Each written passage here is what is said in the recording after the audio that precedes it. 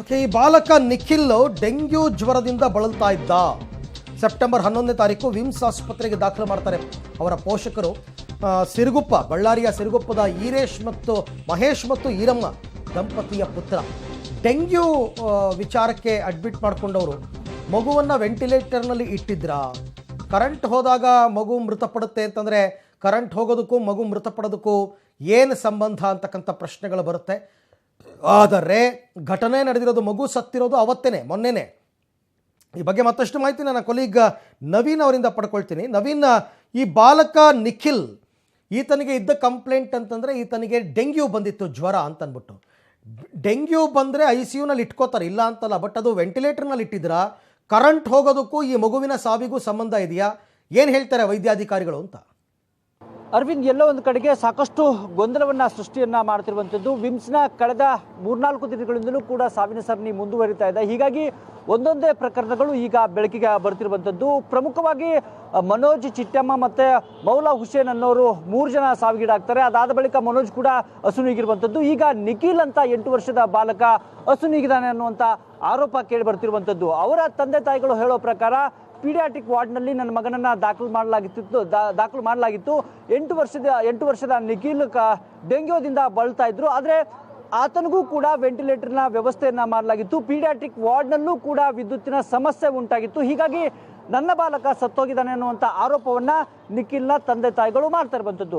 ಆದರೆ ಇದನ್ನ ವಿಮ್ಸ್ ಆಡಳಿತ ಮಂಡಳಿ ಸಂಪೂರ್ಣವಾಗಿ ಅಲ್ಲಗಳಿತಾ ಇರುವಂಥದ್ದು. ಕಾರಣ, ಪೀಡಿಯಾಟ್ರಿಕ್ ವಾರ್ಡ್ನಲ್ಲಿ ಚಿಕ್ಕ ಮಕ್ಕಳಿಗೆ ಚಿಕಿತ್ಸೆಯನ್ನು ನೀಡಲಾಗುತ್ತೆ. ಅಲ್ಲಿ ಯಾವುದೇ ರೀತಿಯಾದಂಥ ವಿದ್ಯುತ್ತಿನ ಸಮಸ್ಯೆ ಆಗಲ್ಲ ಅನ್ನುವಂಥ ಆರೋಪವನ್ನ ವಿಮ್ಸ್ ಆಡಳಿತ ಮಂಡಳಿ ಮಾಡ್ತಿರುವಂಥದ್ದು. ಈ ಬಗ್ಗೆ ಮಾತನಾಡೋದಕ್ಕೆ ನನ್ನ ಜೊತೆಗೆ ವಿಮ್ಸ್ನ ಸೂಪರಿಂಟೆಂಡೆಂಟ್ ಆದಂಥ ಯೋಗೇಶ್ ಅವರು ನಮ್ಮ ಜೊತೆಗಿದ್ದಾರೆ. ಅವ್ರನ್ನೂ ಕೂಡ ಕೇಳೋಣ.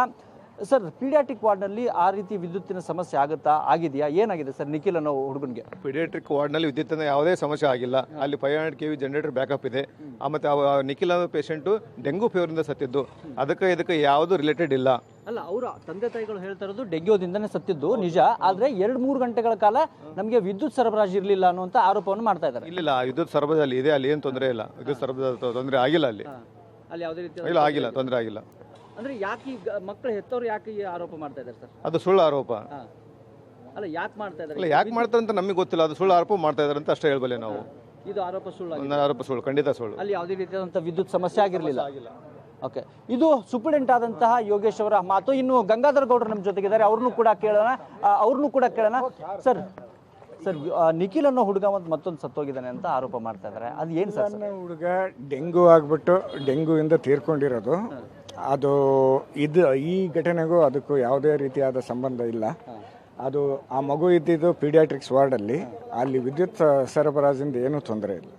ಅಂದರೆ ಅವ್ರು ಹೇಳ್ತಾ ಇರೋದು ಏನಂತಂದ್ರೆ 2-3 ಗಂಟೆಗಳ ಕಾಲ ವೆಂಟಿಲೇಟರಲ್ಲಿ ಇತ್ತು ನನ್ನ ಮಗ, ಆದರೆ 2-3 ಗಂಟೆಗಳ ಕಾಲ ವಿದ್ಯುತ್ ಸಮಸ್ಯೆ ಆಯಿತು ಅಂತ ಹೇಳ್ತಾರೆ. ನಾನು ಪ್ರಾಧ್ಯಾಪಕರ ಜೊತೆ, ವೈದ್ಯಕೀಯ ಅಧೀಕ್ಷಕರ ಜೊತೆ, ಅದೇ ರೀತಿ ಸ್ಥಳೀಯ ವೈದ್ಯಾಧಿಕಾರಿಗಳ ಜೊತೆ ಈ ಬಗ್ಗೆ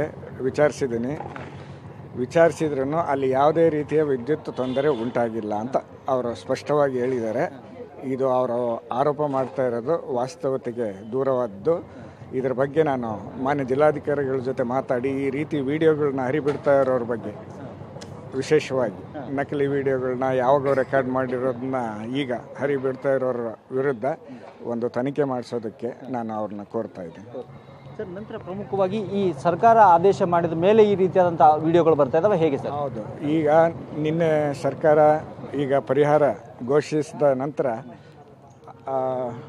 ಇನ್ನೂ 2-3 ಇದೇ ರೀತಿ, ಈಗ ನಿನ್ನೆ ಕೇಳಿದ್ರಲ್ಲ ನೀವು ಮನೋಜ್ ಕುಮಾರ್ ಅಂತ, ಅದು OP ಪಾಯ್ಸನಿಂಗಿಂದ ಅವರು ಬಂದಿದ್ದು 6ನೇ ತಾರೀಕು ಹಾಸ್ಪಿಟ್ಲಿಗೆ. ಅವ್ರನ್ನ ಇರಿಸಿರೋದು RICU ಅಂತಿದೆ, ರೆಸ್ಪಿರೇಟರಿ ಇಂಟೆನ್ಸಿವ್ ಕೇರ್ ಯೂನಿಟ್ ಅಂತ. ಅವರು ರೆಸ್ಪಿರೇಟರಿ ಫೇಲ್ಯೂರಿಂದ ಮರಣ ಹೊಂದಿದ್ದಾರೆ ಹೊರತು ಈ ವಿದ್ಯುತ್ ಅವಘಡಕ್ಕೂ ಅವ್ರಿಗೆ ಯಾವುದೇ ರೀತಿ ಸಂಬಂಧ ಇಲ್ಲ. ಮನೋಜ್ನ ಸಹೋದರರು ಮ್ಯಾನ್ಯುವಲ್ಲಿ ಹ್ಯಾಂಡಿಂದ ಪಂಪ್ ಮಾಡ್ತಿರುವಂಥ ವಿಡಿಯೋ ಇದೆ, ಅದು ಹೆಂಗೆ ಸುಳ್ಳು ಅಂತ ಹೇಳ್ತೀರಾ ಸರ್? ಆಂಬು ಬ್ಯಾಗ್ ಏನಾದರೂ ಉಸಿರಾಟದ ತೊಂದರೆ ಜಾಸ್ತಿ ಇದ್ದಾಗ ಏನಾದರೂ CPR ಮಾಡಬೇಕಂತ ನಮ್ಮ ತಜ್ಞರು ಯೋಚನೆ ಮಾಡಿದಾಗ ಆ ರೀತಿ ಇದನ್ನು ವೆಂಟಿಲೇಟರ್ ತೆಗೆದುಬಿಟ್ಟು ಆಂಬು ಬ್ಯಾಗಿಂದ ಏರ್ ಪ್ರೆಸ್ ಮಾಡೋ ಸಾಧ್ಯತೆ ಇದೆ. ಅದಕ್ಕೂ ವಿದ್ಯುತ್ ವ್ಯತ್ಯಯಕ್ಕೂ ಯಾವುದೇ ಇದು ಇಲ್ಲ.